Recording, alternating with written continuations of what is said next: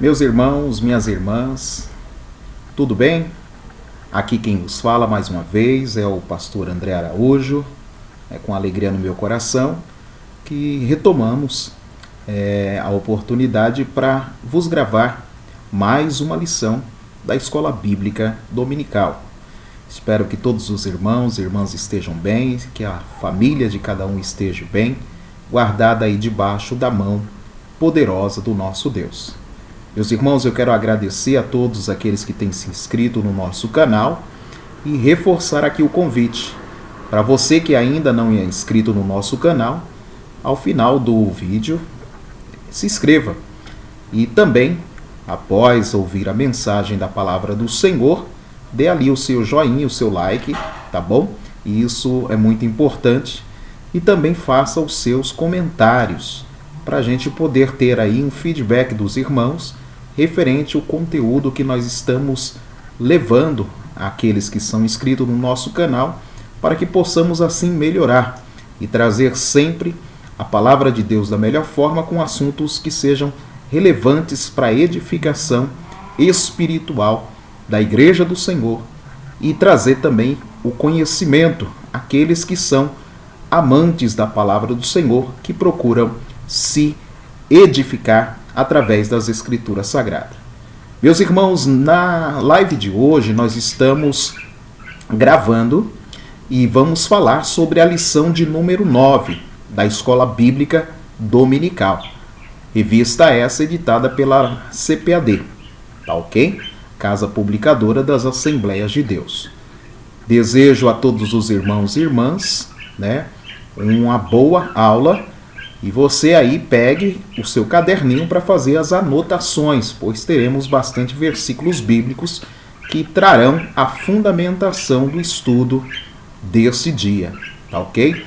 Pegue a sua revista da Escola Dominical e a Bíblia Sagrada, que também estaremos utilizando como uma ferramenta adestrada neste vídeo. Amém? Meus irmãos, lição de número 9. O tema da revista, da lição, é o mistério da unidade revelado. Essa lição aqui é uma lição maravilhosa.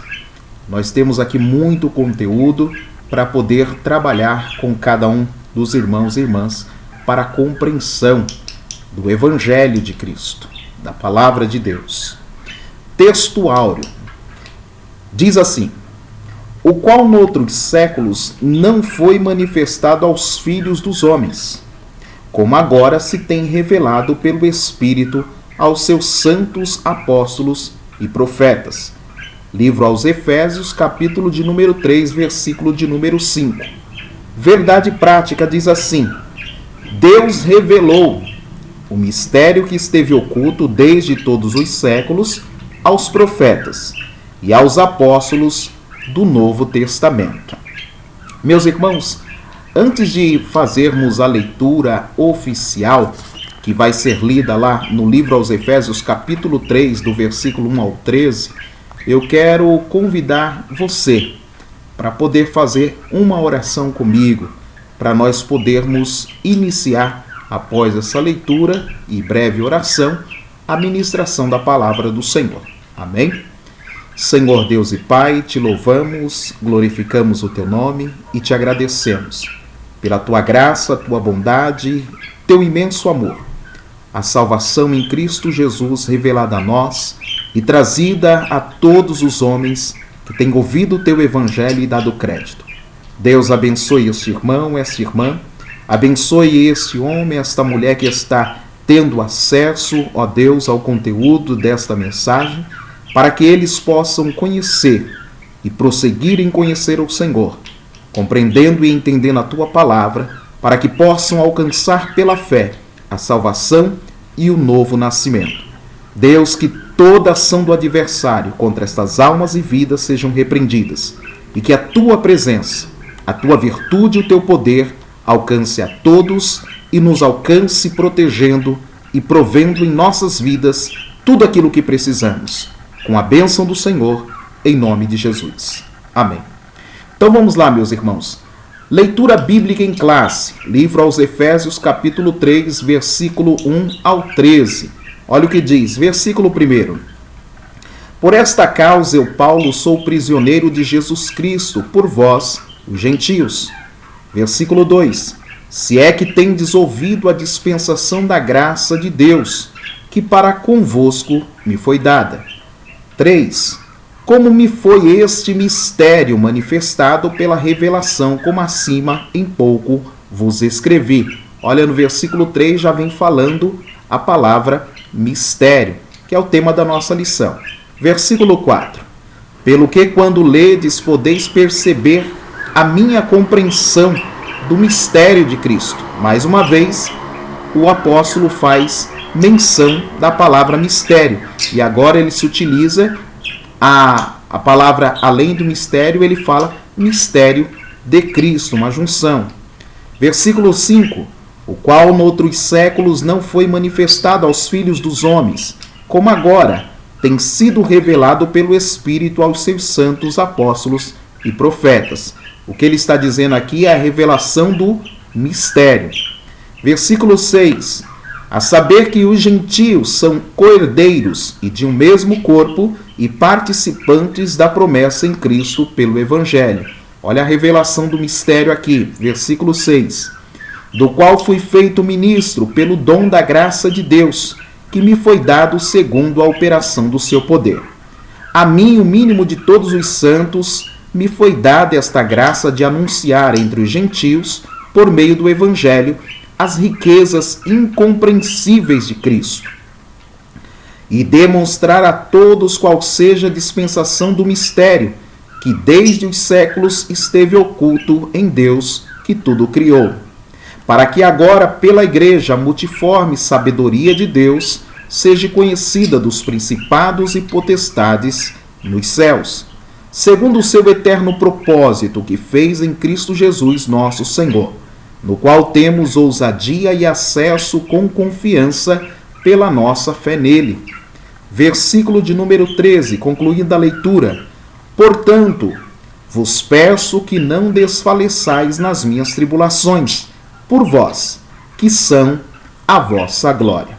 Vamos lá, meus irmãos. Nós temos um objetivo geral na lição de hoje. E o objetivo geral é estudar o mistério de Deus que esteve oculto e a revelação concedida aos profetas e aos apóstolos. Então, de um lado eu tenho o mistério e do outro eu tenho a revelação. A revelação essa que foi concedida aos apóstolos e aos profetas no Novo Testamento. 3 objetivos específicos da lição. Primeiro, explicar o mistério oculto de que judeus e gentios seriam um só povo integrante de um mesmo corpo. Segundo objetivo, expor como e quando Deus revelou o mistério aos apóstolos e aos profetas. E 3, mostrar que desde a eternidade o mistério esteve encoberto para ser revelado em tempo oportuno. Meus irmãos, para darmos início na introdução da lição de hoje, nós vamos trabalhar a conceituação da palavra mistério, tá certo?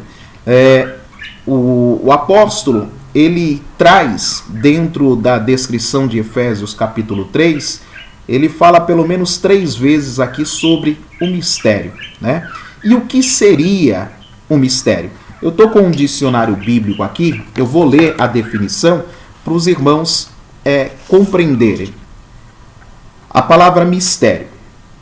Primeiro, segredo desconhecido, até que seja manifestado por Deus através de algum meio. Ou seja, é um segredo de uma forma simples. Mistério é um segredo. Segunda definição, o plano de Deus revelado no Evangelho para a salvação de toda a humanidade. Então, no dicionário bíblico, está dizendo que quando se fala do mistério de Cristo, do mistério do Evangelho, nós podemos trazer como definição que trata-se da revelação do plano de Deus através do Evangelho, ou seja, o plano da salvação que Deus preparou para a humanidade. tá certo? Então, quando a gente fala mistério da salvação, mistério do evangelho, é o plano eterno de Deus, o plano que Deus arquitetou na eternidade com o objetivo de salvar a humanidade. E terceira definição no comentário bíblico, conhecimento secreto que só Deus pode tornar conhecido.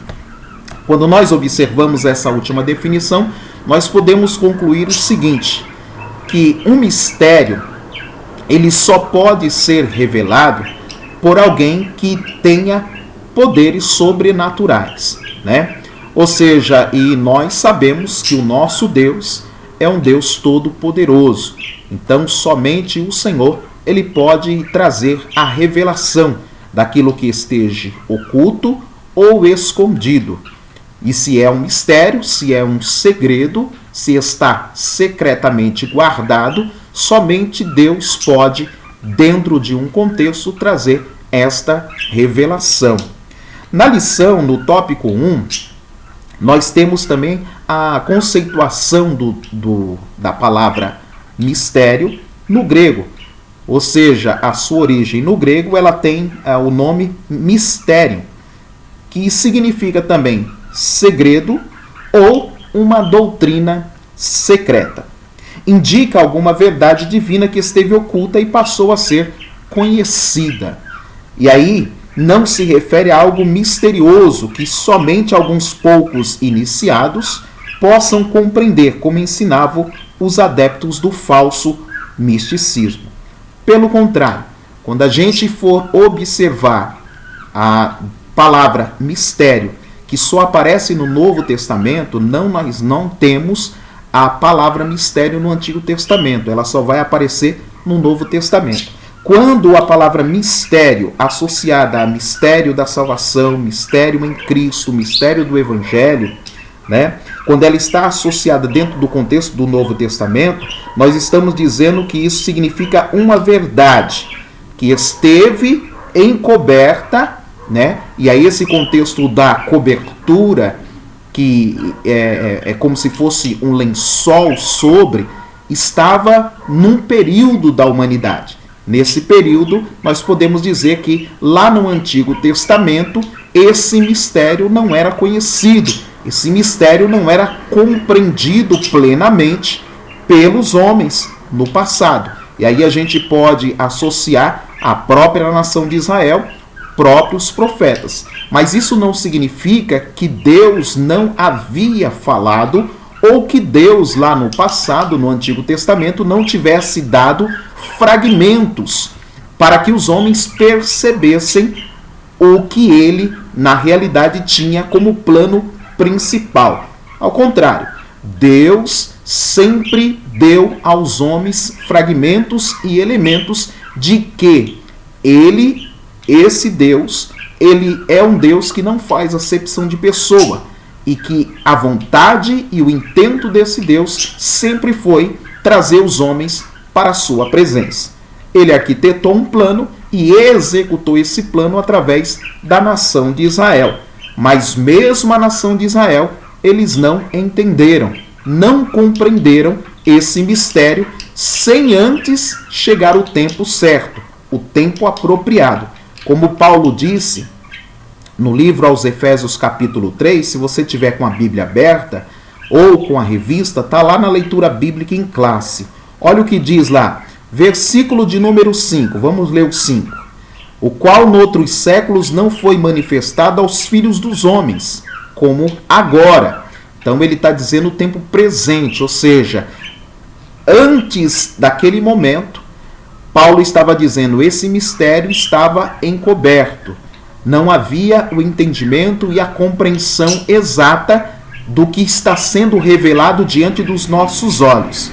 E aí ele diz, tem sido revelado pelo Espírito, ou seja, se tem sido revelado pelo Espírito, nenhum homem com mais sabedoria, entendimento, compreensão e inteligência humana jamais decifraria o código que traz a alusão e a revelação deste plano glorioso da parte de Deus, que é o plano da salvação, tá certo? E aí, esse plano da salvação inclui a igreja, tá? Que aí nós vamos verificar no decorrer da lição. E aí ele diz: foi revelado pelo Espírito aos seus santos apóstolos e profetas. Ou seja, essa compreensão exata da revelação desse mistério não foi dado a outras pessoas, senão aos apóstolos e também os profetas que profetizaram no Novo Testamento e fizeram a compilação do Novo Testamento, o livro no qual nós temos os evangelhos e as epístolas, tanto as epístolas doutrinárias quanto as pastorais, além do próprio livro do Apocalipse. E nós vamos transitar nas Escrituras Sagradas dentro desse conjunto de livros do Novo Testamento, observando exatamente a revelação deste mistério. Tá certo? Então vamos lá. 1 Timóteo, capítulo 2, versículo de número 4, eu quero ler com os irmãos e irmãs, para vocês perceberem o que Paulo ele falou aqui a Timóteo. 1 Timóteo, capítulo 2, versículo de número 4. Qual era a intenção de Deus desde os tempos passados, desde o Antigo Testamento, desde a criação de Adão e Eva? A intenção de Deus, olha só, isso é uma verdade absoluta, tá? É uma verdade absoluta. E aí eu reafirmo, Deus nunca fez, Deus não faz e não fará nunca acepção de pessoas, tá certo? O nosso Deus é um Deus justo. 1 Timóteo 2, versículo 4, olha o que diz. Deus quer que todos os homens se salvem e que todos os homens venham ao conhecimento da verdade. Esse é o desejo de Deus. Esse foi o desejo e a intenção de Deus desde o princípio. Que os homens o conhecessem e que os homens fossem salvos por ele.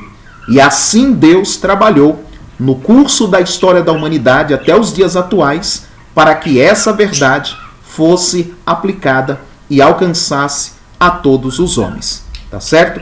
Mas, infelizmente, nós temos observado que muitas pessoas, e a maioria dos homens, têm ignorado o buscar conhecer ao Senhor e prosseguir em conhecê-lo, que certamente levaria o homem, a mulher, de qualquer povo, tribo, língua e nação, a conhecer o mistério de Deus, revelado exatamente na pessoa de Cristo e na figura da igreja, que nós vamos aprender. O desconhecimento do mistério, item 2, tópico 1.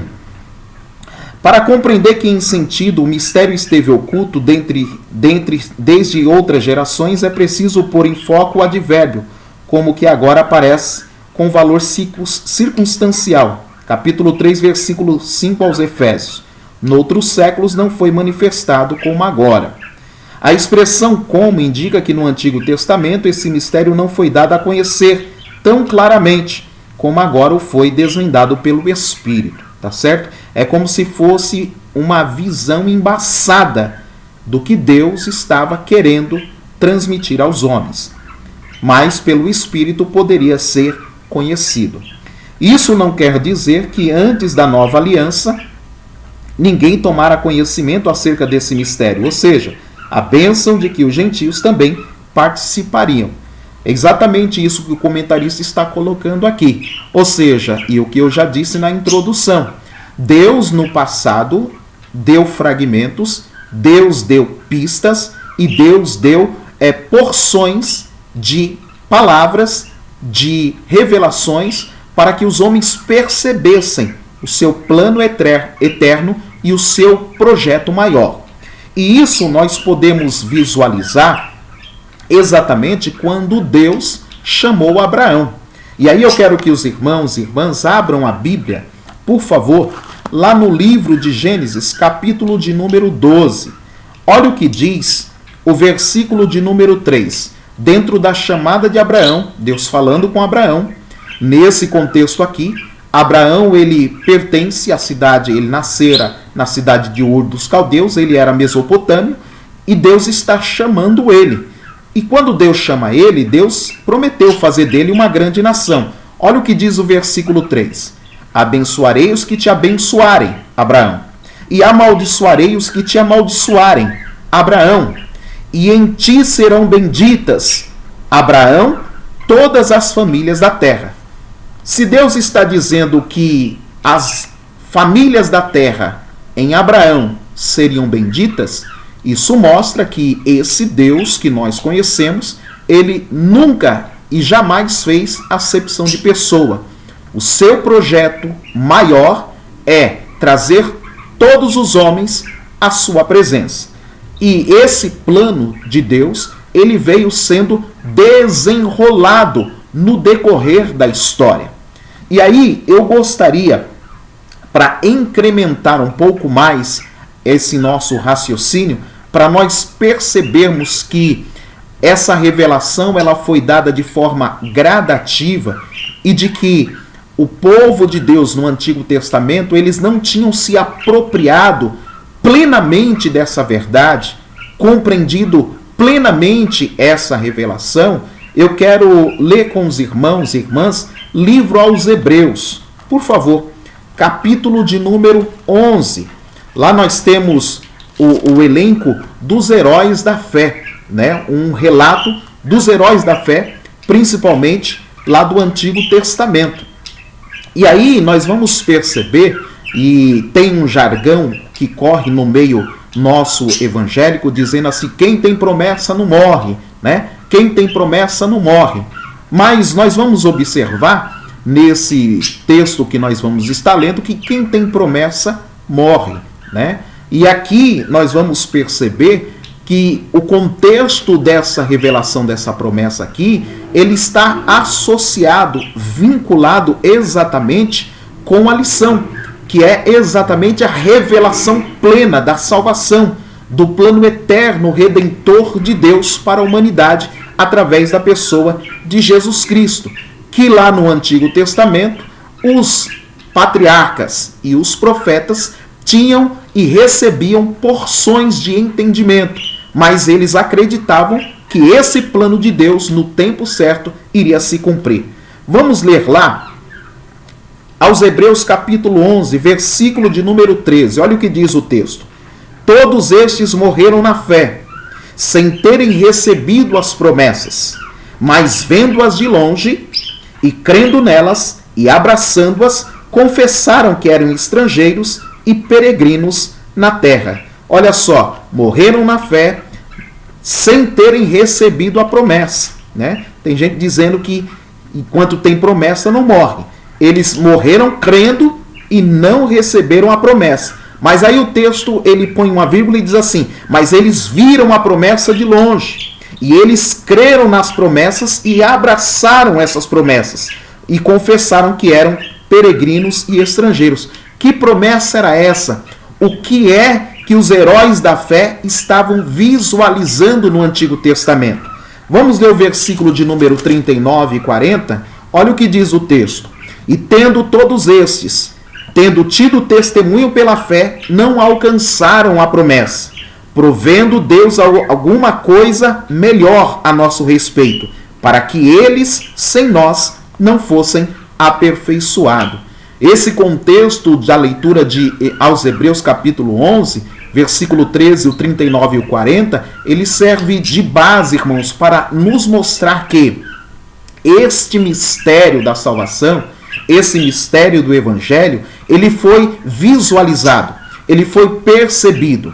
E os heróis da fé no Antigo Testamento, eles acreditavam num plano redentor de Deus, num plano salvador de Deus. Eles acreditavam na vida eterna, eles acreditavam na vida após a morte, eles acreditavam que Deus havia proporcionado, ou seja, preparado, a palavra correta é preparado, coisa melhor, além daquilo que eles vivenciavam em vida, dentro do seu contexto de tempo, tá certo? Então, era para eles observar e olhar mais adiante.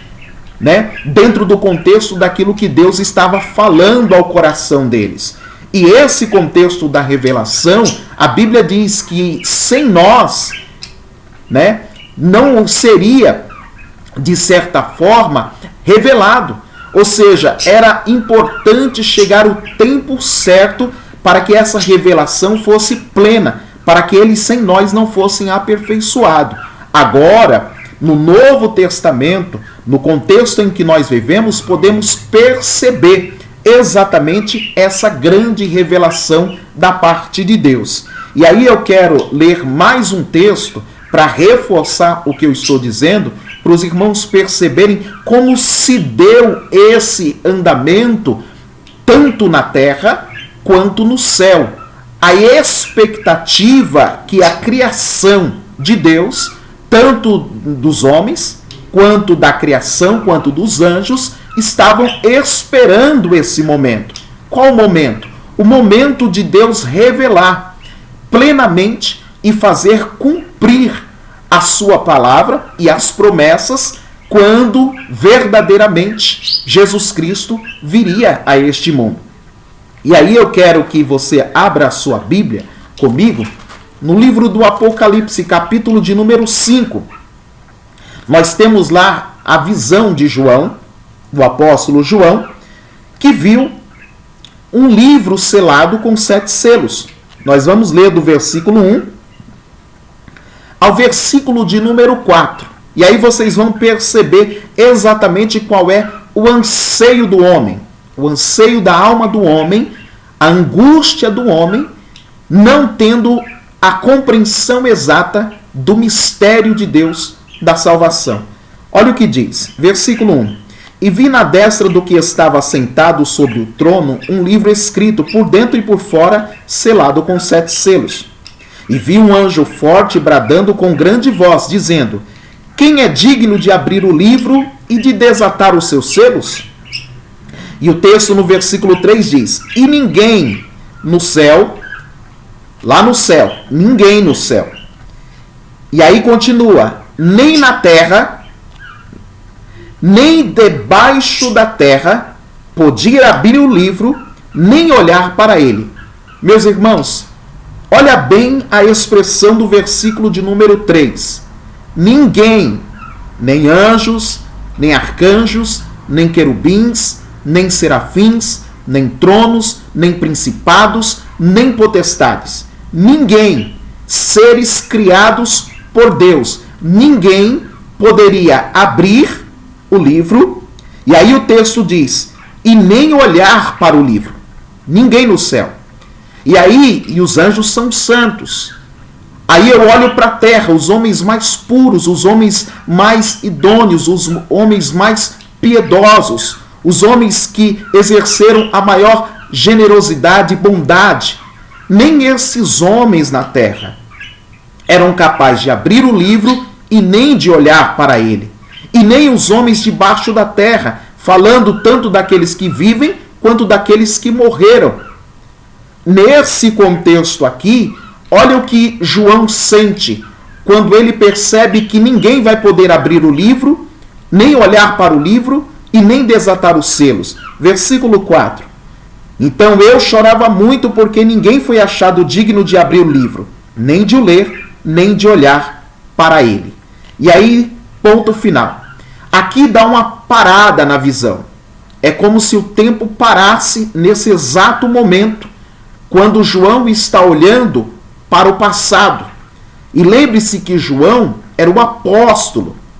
E lembra que o texto diz aqui, e Paulo escreve que, no versículo de número 5, o qual noutros séculos não foi manifesto aos filhos dos homens como agora, tem sido revelado pelo Espírito aos santos apóstolos e profetas. João é um apóstolo.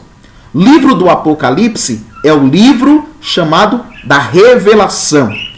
O apóstolo João, ao ser arrebatado ao céu, ele recebeu vamos dizer assim, a revelação plena da história da humanidade, como se dá exatamente a revelação desse grande mistério da salvação para os homens.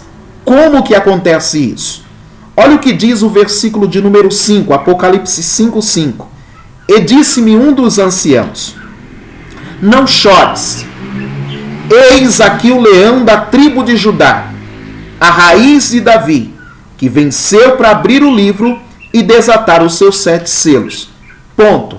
Meus irmãos, quando eu falo de leão da tribo de Judá, quando eu falo da raiz de Davi, essa linguagem, ela não é comum e ela não é usual para o povo gentil. Porque o povo gentil, de acordo com o livro aos Efésios, capítulo de número 2, versículo de número 11, olha o que Paulo disse, e nós tratamos isso nas lições passadas. Portanto, lembrai-vos de que vós, noutro tempo, erais gentios na carne, chamado incircuncisão pelos que na carne se chamam circuncisão, feitos pela mão dos homens, que naquele tempo estavam sem Cristo, separados da comunidade de Israel, estranhos aos concertos da promessa, não tendo esperança e sem Deus no mundo. Ou seja, esse contexto de leão da tribo de Judá e raiz de Davi, para um gentil, é um termo desconhecido. Então, o mistério da salvação ao povo gentil no Antigo Testamento e no Novo Testamento é algo que ainda está coberto. Mas quando que essa coberta poderá ser tirada? Ou quando que essa coberta pode ser tirada? Para que a revelação ela seja clara, perfeita. Ou seja, para que esse mistério ou este segredo seja desvendado ou revelado. No versículo de número 6 do livro do Apocalipse, a gente vai conseguir perceber exatamente a revelação, como se dá a revelação desse grande mistério que é revelado na unidade da atuação de Deus Pai, Deus Filho e Deus Espírito Santo. Versículo de número 6. Eu olhei, e eis que estava no meio do trono e dos 4 animais viventes, entre os anciãos, um cordeiro. Quando eu falo da palavra cordeiro, e aí vem à memória para nós gentios o Novo Testamento. E para os judeus o Antigo Testamento. Então a palavra cordeiro ela é comum tanto para o judeu quanto para o gentio. E aí olha como continua o texto. Eu vi um cordeiro entre os anciãos. E esse cordeiro é como se ele havia sido morto. E ele tinha 7 pontas, 7 olhos, que são os 7 Espíritos de Deus enviado a toda a terra. Quando eu analiso a palavra cordeiro, maiúscula, eu estou falando de um adjetivo. E esse adjetivo ele está vinculado a alguém, a uma pessoa. Para o judeu, o Messias. Para o gentio, Jesus, o Salvador do mundo. Olha a mensagem de João Batista: eis o Cordeiro de Deus que tira o pecado do mundo. E aí, meus irmãos, a revelação ela se torna clara, tanto para judeus quanto para gentios, porque o Cordeiro fazia menção ao sacrifício que era oferecido pelo sumo sacerdote para que Deus perdoasse a nação e recebesse a oração daquele povo, trazendo sobre aquele povo as bênçãos, promessas e a paz que ele, o Senhor, somente pode dar. E aí, dentro desse contexto, nós percebemos que o livro que for aberto com 7 selos, ele foi aberto pelo Cordeiro de Deus, que foi morto e que reviveu. Esse Cordeiro que foi morto e reviveu, ele tem nome e ele tem sobrenome. O nome dele é Jesus. Jesus, porque ele salvará o seu povo dos seus pecados. E o seu sobrenome é Cristo, que significa o Messias, o enviado. Então Jesus Cristo, ele veio buscar judeus e veio buscar os gentios. E aí quando nós percebemos que Jesus ele veio buscar os judeus e os gentios, nós compreendemos exatamente o que é esse mistério da unidade. Porque o mistério revelado, como Paulo ele vai trazer no capítulo de número 3, ele só aponta para um local, a igreja. O mistério revelado é a igreja. Igreja essa que é formada tanto por judeus quanto por gentios. E isso está claramente registrado no livro aos Efésios, no capítulo de número 2. Nós lemos isso. Olha o que diz, versículo de número 13, capítulo 2. Mas agora em Cristo Jesus, vós que antes estáveis longe, já pelo seu sangue chegastes perto. Porque ele é a nossa paz, o qual de ambos os povos, quais povos? Judeus e gentios. Ele fez um único povo, derribou a parede de separação que estava no meio, desfez a inimizade, a lei de mandamentos que consistia nas ordenanças, e criou em si mesmo dos dois povos um novo homem, fazendo a paz, e reconciliou ambos com Deus em um corpo, matando com ela a inimizade. Que corpo é esse? O corpo de Cristo. E o corpo de Cristo é a igreja. Então, quando nós percebemos que o mistério da unidade revelada é a igreja, e esse mistério ele é revelado no Novo Testamento, nós percebemos que nós somos crentes, ou que nós vamos à igreja, não por uma coisa rotineira, ou por uma coisa que seja apenas um passatempo. Não. É porque nós recebemos, através da graça e através da fé, uma revelação que foi dada diretamente do céu para nós. Porque muitas pessoas não acreditam no Evangelho, não receberam Jesus como Senhor e Salvador. Por quê? Porque essa revelação do Evangelho, desse plano eterno de salvação, ainda para essas pessoas é algo desconhecido. E eu gostaria de ler mais um texto que fundamenta este pensamento dessa revelação, para que os irmãos percebam que essa revelação ela vem diretamente de Deus ao coração dos homens. E não é algo que se aprende num banco de uma escola, de uma faculdade, não é algo que se aprende numa cadeira de cursos extracurriculares que não buscam verdadeiramente examinar as Escrituras e compreender o plano eterno e salvador de Deus. Livro do Evangelho de Mateus. Eu quero que você abra a Bíblia comigo, capítulo 16. Um texto que é muito conhecido, um diálogo de Jesus com seus discípulos, onde ele questionou aos seus discípulos, perguntando o que a multidão dos homens diziam acerca dele. Capítulo 16, versículo de número 13, diz assim: E chegando Jesus às partes de Cesareia de Filipe, interrogou os seus discípulos, dizendo: Quem dizem os homens ser o Filho do Homem? E eles disseram: uns estão dizendo que é João Batista, outro Elias, e outros Jeremias ou um dos profetas. E então Jesus, no versículo 15, ele pergunta: E vós, quem dizeis que eu sou? E Simão Pedro respondendo disse: Tu és o Cristo, o Filho do Deus vivo. E Jesus, no versículo 17, ele responde dizendo assim: Bem-aventurado és tu, Simão Bar-Jonas, porque não foi carne e sangue quem tu revelou, mas meu Pai que está nos céus. Nós observamos aqui, meus irmãos, que a compreensão exata do Evangelho, a compreensão exata do mistério da salvação, ela se dá através da intervenção direta de Deus, através do Espírito Santo, trazendo essa graça e esse entendimento e compreensão ao coração dos homens.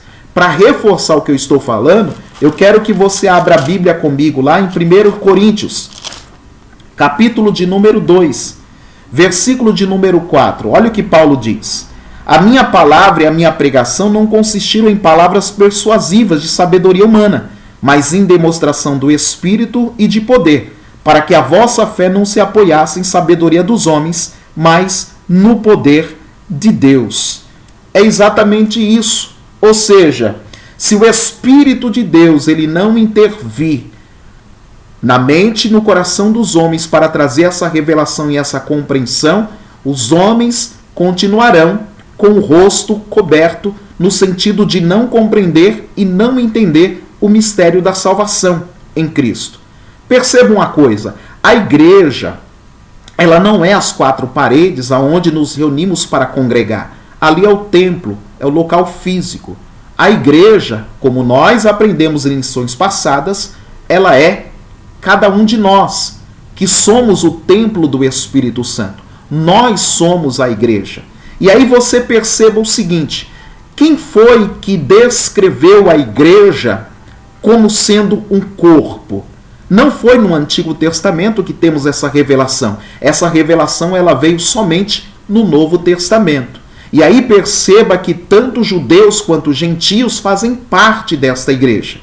E este entendimento e essa compreensão, ela não era tão simples. Eu vou dizer assim, não é tão simples para o judeu compreender isso, tá certo? Mas para nós, os gentios, é muito mais fácil. Por quê? Porque nós não estamos presos nos rudimentos da lei do Antigo Testamento. Nós estamos hoje dentro de um contexto onde nós temos ainda partes da lei, tanto no sentido civil quanto no sentido social, buscamos praticar, mas no sentido cerimonial não, porque o cordeiro já foi morto. O cordeiro imaculado, o sangue precioso dele, nos purifica de todo o pecado e temos acesso ao trono da graça por intermédio desse sangue que nos leva à presença do Eterno, no Santo dos Santos. Hoje nós temos essa compreensão, mas na mentalidade do judeu, isso é quase que impossível um homem acessar o Santo dos Santos senão o sumo sacerdote. Mas nós acreditamos que Jesus, ele morreu e ressuscitou. E Jesus, ele é o nosso sumo sacerdote. É ele que é sumo sacerdote segundo a ordem de Melquisedeque. É ele que entrou no céu num templo feito não por mãos humanas, mas pelo próprio Deus. E é ele que está lá intercedendo por nós. Nós, na igreja, no Novo Testamento, pelo Evangelho, entendemos e compreendemos essa verdade. Mas para um judeu é muito complicado. E foi complicado também para os apóstolos. E aí nós percebemos na leitura do livro do Atos dos Apóstolos, ou seja, os atos do Espírito Santo na igreja primitiva, que para os judeus que eram discípulos que se tornaram apóstolos, um exemplo claro é Pedro, era muito complicado entender que Deus quer salvar também os gentios, além dos judeus. Que no plano eterno da salvação de Deus, os gentios também estão dentro do campo de visão de Deus. Ou seja, são merecedores também de receber o favor e a graça do Senhor. E esse contexto que eu acabei de vos dizer está registrado lá no livro de Atos dos Apóstolos. Abra a Bíblia, por favor. E lá no capítulo 10 e no capítulo 11, nós temos lá a história do centurião Cornélio. Lembra que Cornélio ele teve uma visão da parte de Deus e Deus mandou ele chamar Pedro. E Pedro estava numa outra cidade, né, à beira-mar, na casa de um certo Simão Curtidor, e o Senhor visitou, depois de visitar Cornélio, também visitou Pedro numa visão e deu a ele uma revelação. E aí perceba que essa revelação que Deus deu era exatamente o sentimento de todo judeu. Os judeus, eles eram exclusivistas. Ainda hoje, muitos deles são exclusivistas. Acreditam que Deus é apenas Deus de Israel, que não é Deus das outras nações. Mas nós aprendemos que o nosso Deus não faz acepção de pessoa. A mentalidade de Pedro era que Deus era apenas dos judeus e que os judeus tinham preeminência nesse contexto de salvação. Mas Deus mostrou que através do Evangelho, na qual Pedro foi testemunha ocular do seu Filho Jesus, da sua morte e ressurreição, através daquela morte, era a oportunidade de Deus revelar esse mistério de que os gentios também poderiam entrar e fazer parte do corpo de Cristo. Tanto é que Deus vai dar aos gentios também o privilégio e a oportunidade de receberem o Espírito Santo. E aí eu quero ler juntamente com você essa parte do texto das Escrituras Sagradas. Capítulo 10 do livro de Atos dos Apóstolos, versículo de número 9. Olha o que diz o texto, meus irmãos. E no dia seguinte, indo eles caminho, e estando já perto da cidade, subiu Pedro ao terraço para orar, quase a hora sexta, ou seja, era por volta do meio-dia. E tendo fome, ele quis comer. E enquanto estava preparando o almoço, sobreveio-lhe um arrebatamento de sentidos, ou seja, Pedro foi arrebatado nos seus sentidos. Nesse contexto, versículo 11, ele viu o céu aberto, e que descia um vaso como se fosse um grande lençol atado pelas quatro pontas vindo para a terra, na qual havia todos os animais quadrúpedes, répteis da terra e aves do céu. E foi-lhe dirigida uma voz: levanta-te, Pedro, mata e come. Mas Pedro disse: de modo nenhum, Senhor, porque nunca comi coisa comum ou imunda. Versículo 15, a segunda vez lhe disse a voz: não faças tu comum ao que Deus purificou. E aí eu quero que os irmãos abram também livro de Atos dos Apóstolos, capítulo de número 11. O contexto dessa narrativa do capítulo 10, todos os irmãos conhecem. Quando Pedro terminou a visão, os enviados de Cornélio bateram a porta dele e chamaram ele para o acompanhar. E ele nem comer comeu e foi junto com eles. Chegando na casa de Cornélio, ele lhes pregou o evangelho. E quando ainda estava pregando o evangelho e falando de Jesus, a Bíblia diz que houve o derramamento do Espírito Santo sobre todos que estavam dentro da casa de Cornélio. E aí perceba, Pedro é judeu, Cornélio é gentio. E todos os que estão na casa de Cornélio são gentios. A descida do Espírito Santo primeiro se deu sobre os judeus em Jerusalém. E agora a descida do Espírito Santo está se dando na casa de Cornélio, na casa dos gentios.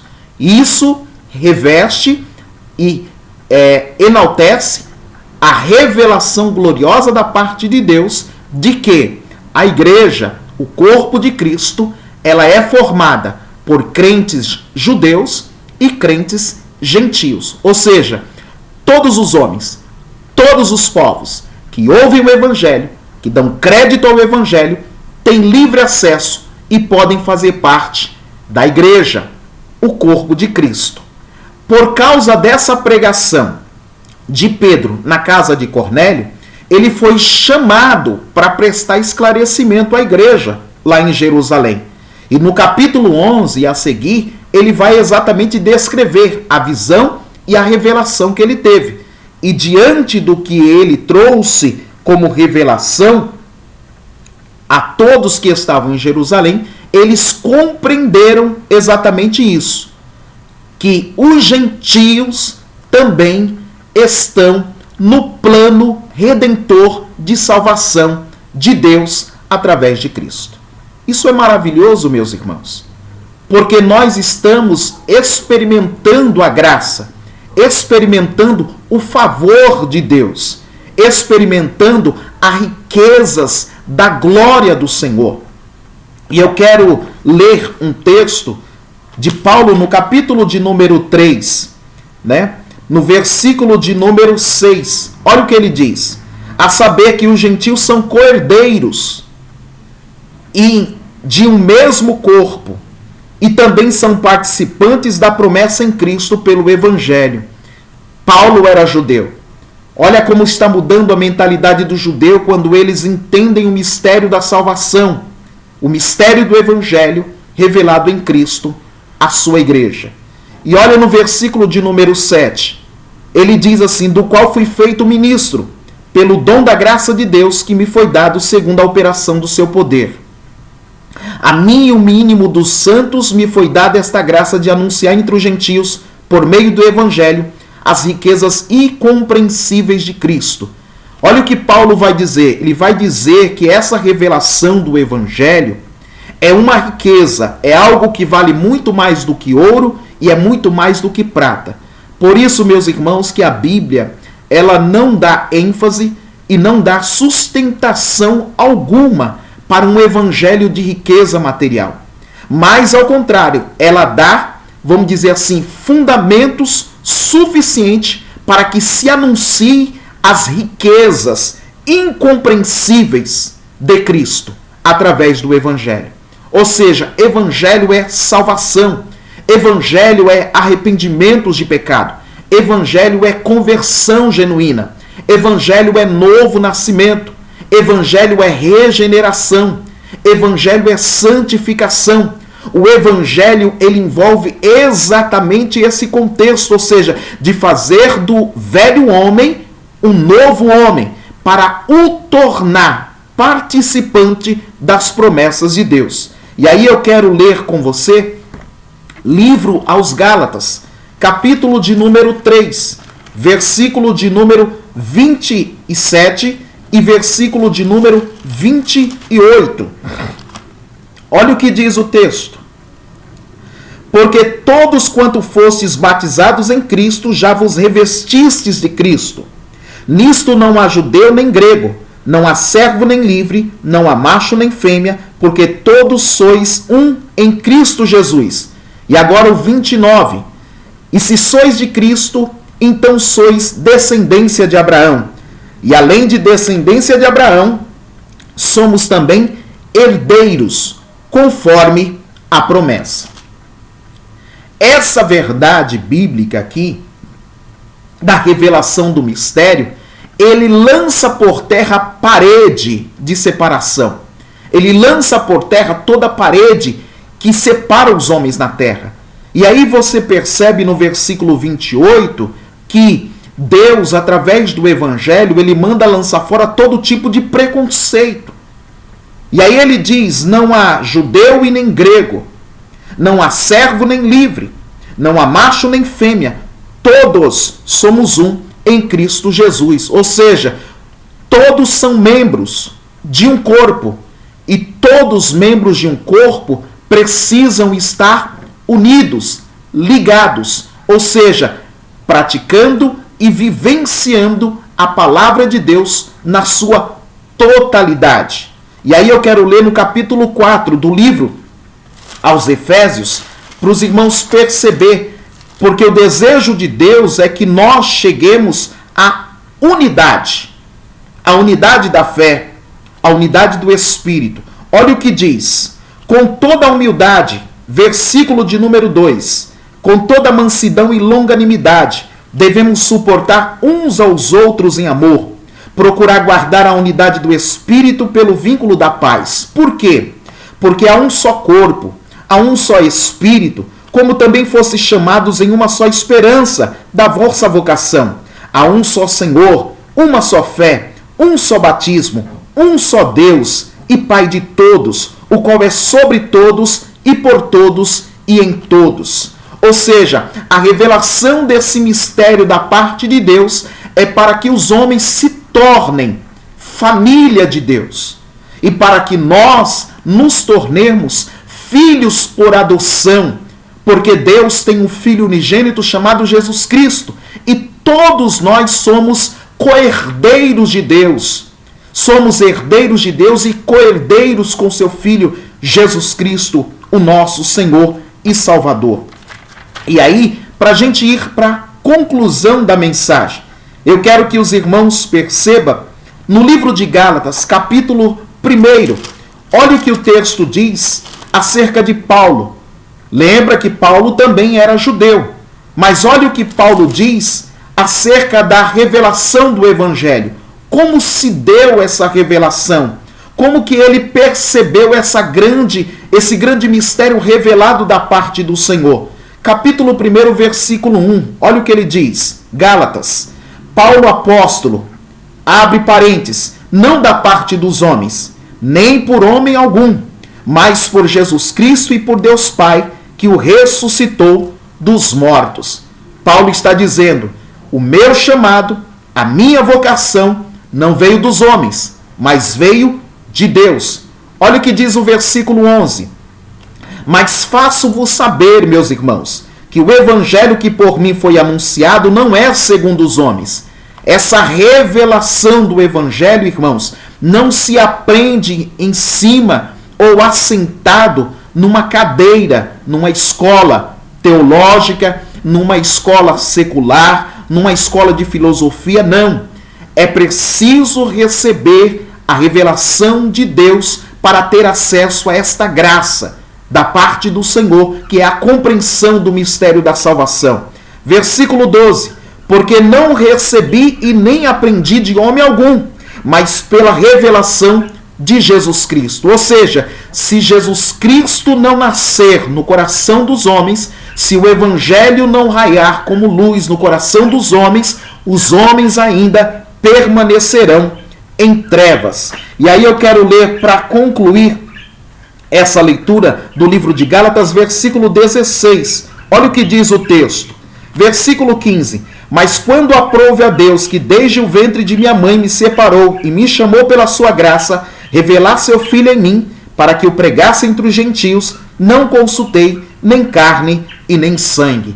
Então o Evangelho revelado através de Cristo aos homens traz a revelação perfeita do plano de salvação de Deus à humanidade. E aí eu quero ler para que você perceba que Deus, ele planejou revelar este segredo da salvação não quando o homem caiu no jardim do Éden, não, porque Deus não foi pego de surpresa com o pecado do homem, porque Deus é eterno, Deus é onisciente, onipresente, onipotente. Deus sabia que o homem pecaria, mas Deus, desde a eternidade, já tinha arquitetado um plano de salvação.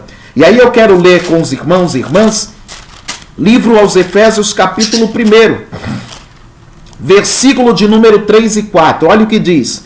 Bendito Deus e Pai de nosso Senhor Jesus Cristo, o qual nos abençoou com todas as bênçãos espirituais nos lugares celestiais em Cristo, como também nos elegeu nele antes da fundação do mundo, para que fôssemos santos e irrepreensíveis diante dele em amor. Ou seja, Deus nos elegeu antes da fundação do mundo. Isso significa que antes que o mundo fosse criado, Deus já sabia exatamente o que iria fazer, como iria fazer e quando iria fazer.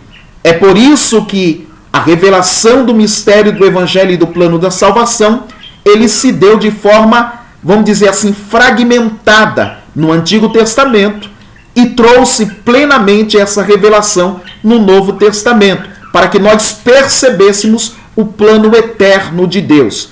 E como que isso se desenrolou? Como que esse plano ele pôde ser efetivado e ele se consumou? E aí eu quero que você abra comigo no livro do Apocalipse. Por favor, vamos ler o texto lá. Apocalipse, capítulo de número 13, versículo de número 8. Olha o que diz o texto. E adoraram-na todos os que habitam sobre a terra, esses cujos nomes não estão escritos no livro da vida do Cordeiro, que foi morto desde a fundação do mundo. Esse texto aqui deixa claro a todos nós que o Cordeiro de Deus, Jesus Cristo, o Salvador da humanidade, ele foi morto lá antes da fundação do mundo, ou desde a fundação do mundo. Ou seja, lembra lá de Gênesis capítulo 3, versículo 15? A serpente feriria o calcanhar, né? Mas, todavia, a sua cabeça seria esmagada. Deus deu fragmentos, Deus deu informação, Deus deu as pistas aos homens no Antigo Testamento do seu plano eterno de redenção. A Bíblia diz, veio para os seus não o receberam, mas todos que o receberam, deu-lhes o poder de serem chamados e feitos filhos de Deus, aos que creem no seu nome. De quem nós estamos falando? De Jesus Cristo. Crendo no nome de Jesus Cristo, o Cordeiro de Deus, que tira o pecado do mundo e traz a salvação a todos os homens. E aí, para a gente ir para a conclusão da mensagem. A Bíblia Sagrada, ela vai nos trazer, no final, que Deus, o nosso Deus, ele estabeleceu esse plano antes da fundação do mundo, e ele no curso da história chamou pessoas e usou uma nação para mostrar o caminho e o plano eterno da salvação. Agora nós estamos vivenciando exatamente o momento máximo da revelação da parte de Deus. E aí qual é o objetivo nosso? Qual é o objetivo da revelação desse mistério? E aí eu e você que somos crentes, eu e você que servimos ao Senhor, nós temos uma grande responsabilidade, nós temos uma grande missão. Qual é essa missão? Propagar o Evangelho, levar o Evangelho, anunciar o Evangelho. E aí, olha o que Paulo disse em Efésios 3, versículo 9. Demonstrar a todos qual seja a dispensação do mistério, que desde os séculos esteve oculta em Deus que tudo criou, para que agora, pela igreja, você que é igreja, você que é membro do corpo de Cristo, olha a nossa missão, a multiforme sabedoria de Deus seja conhecida dos principados e potestades nos céus. Meus irmãos, quando pregamos o Evangelho, quando anunciamos o Evangelho, o eco da mensagem do Evangelho, ele não fica apenas aqui no plano terreno, ele alcança o plano celestial. Ele alcança o plano celestial. Isso nós vamos verificar um pouquinho à frente aqui, nessa conclusão. Olha o que diz o versículo de número 11. Segundo o eterno propósito que fez em Cristo Jesus, o nosso Senhor, no qual temos ousadia e acesso com confiança pela nossa fé nele. Portanto, vos peço que não desfaleçais nas minhas tribulações, porque por vós são a vossa glória. E agora, para a gente concluir essa mensagem, sabendo que temos essa grande missão como igreja de levar o Evangelho, olha o que aconteceu. Lembra lá da visão do apóstolo João, capítulo 5 do livro do Apocalipse? Não tinha ninguém no céu, nem na terra e nem debaixo da terra que era capaz de olhar para o livro e desatar os seus selos. O ancião disse: olha, não chores mais, eis aí o leão da tribo de Judá, a raiz de Davi. E aí no versículo de número 6, ele diz: eu olhei, e estava no meio do trono dos 4 animais viventes, e entre os anciãos um cordeiro. Ele viu o cordeiro, como havendo sido morto, tendo 7 chifres e 7 olhos, que são os 7 Espíritos de Deus enviado a toda a terra. Esse cordeiro, olha só, o cordeiro vindo, essa visão é no céu. O Evangelho, ele ecoa no céu. Essa visão é no céu. Ele veio e pegou o livro da destra do que estava sentado no trono. Quem está sentado no trono é Deus Pai. Deus Filho, Jesus Cristo, Cordeiro de Deus, se dirigiu a ele e pegou o livro da sua destra. E havendo tomado o livro, os 4 animais, os 24 anciãos, se prostraram diante do Cordeiro, tendo todos eles harpas e salvas de ouro cheias de incenso, que são a oração dos santos, e começaram a cantar um novo cântico, dizendo: digno és de tomar o livro e de abrir os selos, porque foste morto e com teu sangue compraste para Deus homens de toda a tribo e língua e povo e nação, e para o nosso Deus os fizestes reis e sacerdotes, e eles reinarão sobre a terra. Amém. Meus irmãos, concluo a mensagem aqui. O mistério foi revelado. E esse mistério mostra que Jesus, ele é o autor e o consumador da nossa fé. O que os antigos, no Antigo Testamento, Abraão, Isaque e Jacó, os profetas, Moisés e os grandes heróis da fé, que está lá em Hebreus 11, o que eles estavam esperando? O que eles estavam ansiando? Por que eles se permitiram morrer pela fé deles? Porque eles se consideraram peregrinos e forasteiros e estavam em busca de uma pátria, novos céus e nova terra. Por que eu e você somos crentes? Por que eu e você servimos ao Senhor? Por que eu e você escolhemos obedecer à palavra de Deus e viver uma vida para a glória do Senhor? porque também somos peregrinos e forasteiros, e ansiamos uma pátria nova, novos céus e nova terra, onde habita a justiça. Nós temos esse anseio na nossa alma e no nosso coração, e nós temos certeza e convicção de que o Cordeiro de Deus, que tira o pecado do mundo, Jesus Cristo, ele não apenas é Senhor e Salvador, mas ele é o próprio cabeça dessa igreja, do qual eu e você somos membros desse corpo. E eu e você, como membros desse corpo, nós temos da parte de Deus garantias. Garantias de que reinaremos com ele e viveremos com ele para sempre. Porque essa é a promessa de Deus. E é isso que alimenta a minha fé e a minha esperança e o meu amor para com o Senhor. E que isso também reflita na sua alma e na sua vida. E a minha missão e a sua missão, conhecendo o mistério do Evangelho e da salvação, é uma só. Apocalipse capítulo de número 22, versículo 17, e eu encerro a mensagem aqui. O Espírito e a esposa dizem: vem. Quem ouve, diga: vem. Quem tem sede, venha.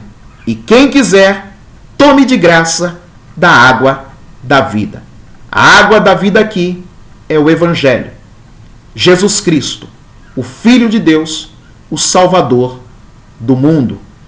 Todo aquele que tem fome e sede, venha a Cristo, porque Ele está próximo e está pronto para saciar a tua sede.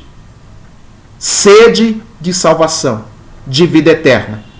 Que Deus nos abençoe e nos guarde e nos conceda uma trajetória de obediência à palavra do Senhor, servindo a Ele sempre com alegria, crendo e confiando no Evangelho de Jesus Cristo. Meus irmãos, quero orar com você e até a próxima lição, se Deus quiser. Senhor Deus, te louvamos e te agradecemos mais uma vez por poder levar a tua palavra ao teu povo. Faz prosperar esta palavra em cada vida, em cada coração, para que cada irmão e irmã compreenda qual seja a largura, a altura, a profundidade, para compreender o teu Evangelho, a verdade, o mistério e a revelação em Cristo Jesus, para que seja firme e constante na tua presença. Deus, dê força, graça a esse irmão e irmã, dê a fé ao coração deste homem e desta mulher, que ainda não te serve, para que eles possam buscar o Senhor e te servir conforme a tua palavra. Que o teu Espírito Santo, o Espírito da verdade, venha sobre todos para guiar a todos na tua verdade, em nome de Jesus. Meus irmãos, que o amor de Deus, a graça e a paz do Senhor Jesus Cristo e a comunhão do Espírito Santo seja com você, com a sua família, hoje e sempre. Amém. E que Deus te abençoe e até a próxima, se Deus quiser, lição de número 10.